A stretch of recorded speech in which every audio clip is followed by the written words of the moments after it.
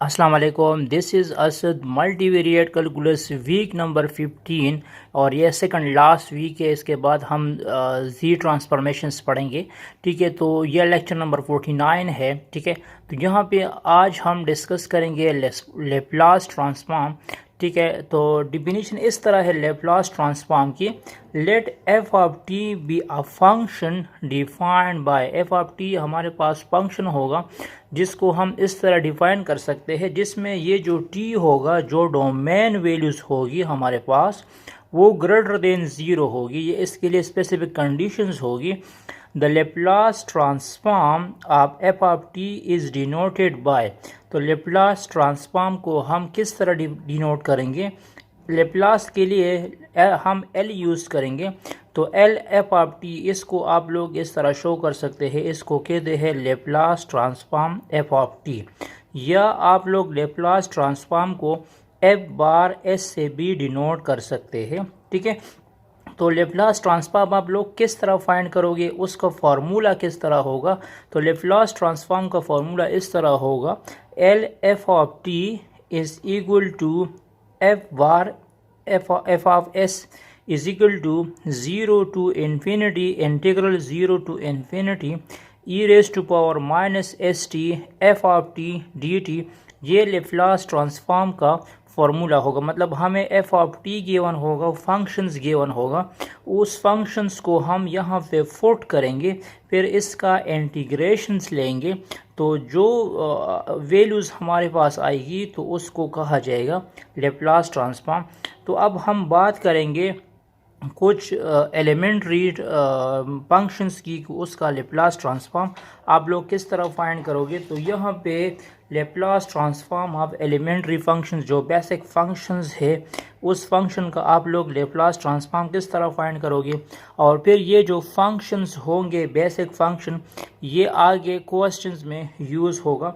तो अगर हमारे पास फंक्शन है f of t is equal to t power minus t power n, अगर हमारे पास फंक्शन हो f of t is equal to t power n, तो इसका लेप्लास ट्रांसफॉर्म किस तरह फाइंड करना है?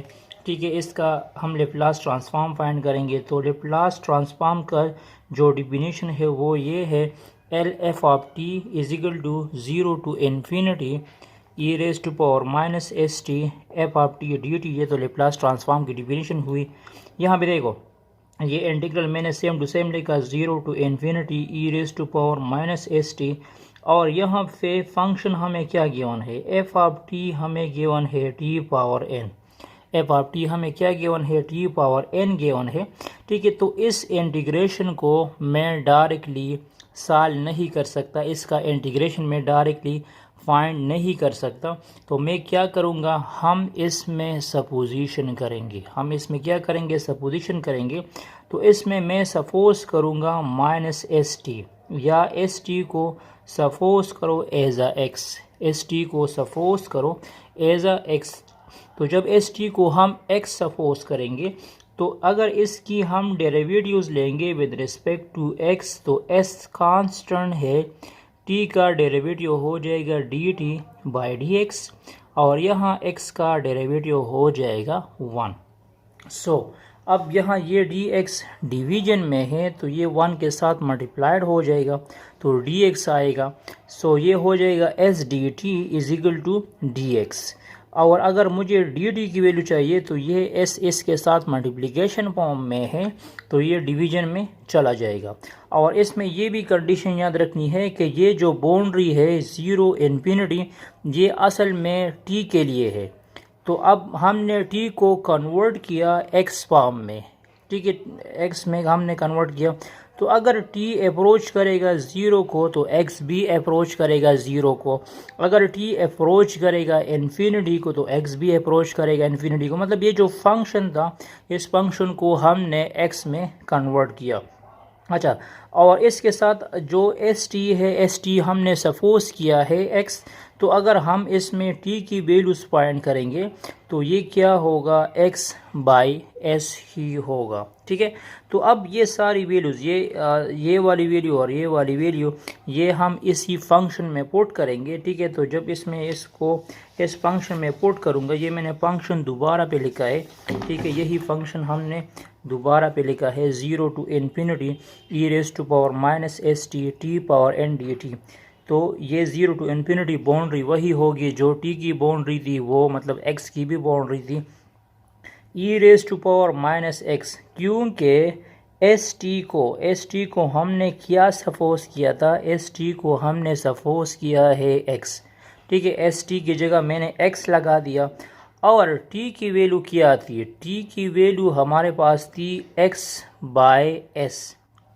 तो मैंने यहाँ पे वैल्यूज पुट की है। ठीक है, अब आप लोग देख सकते हैं ये x पावर n, ये x power x by S by n जो है, ये n x के ऊपर भी आएगा और s के ऊपर भी आएगा, लेकिन यहाँ s पावर n हो जाएगा और यहाँ s है। तो जब बेसिस सेम होंगे तो पावर को हम ऐड कर सकते हैं, तो ये हो जाएगा s पावर n प्लस 1। ठीक है, अब यहाँ पे देखो, ये s पावर n प्लस 1 जो है ये कांस्टेंट है, इसको मैंने बाहर निकाल दिया और यहाँ पे हम यूज़ करेंगे गामा फंक्शन। क्या यूज़ करेंगे, गामा फंक्शन की डिफिनीशन इस तरह है, n प्लस 1 फैक्टोरियल, ये असल में फैक्टोरियल को शो करता है, n plus 1 factorial is equal to 0 to infinity e raise to power minus x, x power n plus 1 minus 1। अगर एक फंक्शन इस तरह जाए तो इसको गामा फंक्शन कहते हैं, गेमा फंक्शन कहते हैं, और ये इक्वल होगा n प्लस 1 फैक्टोरियल का। तो यहाँ पे आप लोग देख सकते हैं, यहाँ पे हमारे पास सिंपल x पावर n है, तो इसके साथ मैं 1 को ऐड करूँगा और 1 को मैं माइनस करूँगा। ठीक है, तो अब ये जो था 0 to infinity e raise to power minus x, x power n plus 1 minus 1, ये असल में ये गामा फंक्शन की डिफिनीशन को सेटिस्फाइड करता है। तो इस वैल्यू की जगह हम पुट करेंगे n प्लस 1 फैक्टोरियल। आप लोग इसको इस तरह भी लिख सकते हैं और इस तरह भी लिख सकते हैं। तो ये असल में हमारे पास t पावर n जो एलिमेंट्री फंक्शंस है उसका फोरियर ट्रांसफॉर्म था। अब मैं फोरियर ट्रांसफॉर्म फाइंड करूँगा e raise to power a t का। अब हम क्या फाइंड करेंगे, फोरियर ट्रांसफॉर्म फाइंड करेंगे e raise to power a t का। तो यहाँ पे आप लोग देख सकते हैं, ये मैंने फोरियर ट्रांसफॉर्म की डेफिनेशन लिखी है, ये फोरियर ट्रांसफॉर्म की डेफिनेशन है। यहाँ पे f ऑफ t की जगह हम a t पुट करेंगे। ठीक है, इससे पहले मैंने मतलब t पावर n पुट किया, तो यहाँ मैंने a t पुट किया। सिर्फ आप लोग f ऑफ t की जगह a t पुट करें। यहाँ पे देखिए, जब बेसिस सेम होंगे तो पावर्स को हम ऐड करेंगे, तो ये हो जाएगा e power a t minus s T. आप लोग इससे मतलब माइनस टी कामन ले सकते हैं। जब माइनस टी कामन लोगे तो a पॉजिटिव है वो नेगेटिव हो जाएगा और जो s है वो पॉजिटिव हो जाएगा। ठीक है, अब इसका इंटीग्रल किस तरह लेना है, जिस तरह आप लोग e पावर x का इंटीग्रल लेते हैं, तो e पावर x का इंटीग्रल होता है e पावर x, और अगर e raise to power a x आ जाए तो इसका इंटीग्रल किस तरह लेना है, e raise to power a x divide by a। तो यहाँ पे हमारे पास जो टर्म्स है वो s माइनस a है। ठीक है, वो क्या है, s माइनस a है। तो हम इसका इंटीग्रेशन डायरेक्ट यही लिख देंगे, लेकिन इसमें अगेन जो टर्म आएगा वो minus n to s minus a होगा। ठीक है, अब इसमें मैं बाउंड्री पुट करूँगा 0 टू इन्फिनिटी। इसमें ये s माइनस a कांस्टेंट है, ये मैंने बाहर निकाल दिया। इस t की जगह आप लोग एक दफ़ा 0 पुट करोगे और एक दफ़ा इन्फिनिटी पुट करोगे, तो ये याद रखना है कि e raise to power minus infinity ये इक्वल होगा e raise to power infinity का। तो इससे आ जाएगा 1 ओवर इन्फिनिटी और 1 ओवर इन्फिनिटी होगा 0 की इक्वल। तो ये याद रखना है कि e raise to power minus infinity 0 की इक्वल होगा और e रेज़ टू पावर 0 जो है वो 1 की इक्वल होगा। ठीक है, तो यहाँ ये टर्म 0 हो जाएगा और ये माइनस 1 हो जाएगा। तो इसको कहा जाएगा Fourier transform, Laplace transform of what, e raise to power a t। ये e raise to power a t का लेप्लास ट्रांसफॉर्म है। सिंपल इसको यहाँ f ऑफ t में पुट करो और बाकी इंटीग्रेशंस की कैलकुलेशंस है वो आप लोग ख़ुद भी ट्राई कर सकते हैं। मतलब इसमें इतना कोई बड़ा मसला नहीं होगा, अगर किसी जगह पे प्रॉब्लम हुई तो बता सकते हैं। इसके बाद हम फोरियर ट्रांसफॉर्म फाइंड करेंगे साइन ऑफ ए टी का। मतलब अब हमें फंक्शन क्या गिवन है, sine of a t given है। तो ये फोरियर ट्रांसफॉर्म की डिफिनीशन है, वही डिफिनीशन मैंने दोबारा लिखी है, integral 0 to infinity e raise to power minus s t f of t d t. तो इस एफ ऑफ टी की जगह आप लोग sine of a t put करो। इस एफ ऑफ टी की जगह मैं क्या पुट करूँगा, sine of a t put करूँगा। तो अब इसका इंटीग्रेशन किस तरह लेना है, e raise to power minus s t sine of a t d t, इसका इंटीग्रेशन किस तरह लेना है। तो इसके लिए आप लोग ये वाला फार्मूला याद रखोगे। ये इंटीग्रेशंस में बेसिक फार्मूला है, e raise to power a x sine b x into d x e raise to power a x divide by a square plus b square a sine b x minus b cos b x. तो यहाँ पे आप लोग जो है ए की जगह S लगाओगे, ठीक है, और बी की जगह आप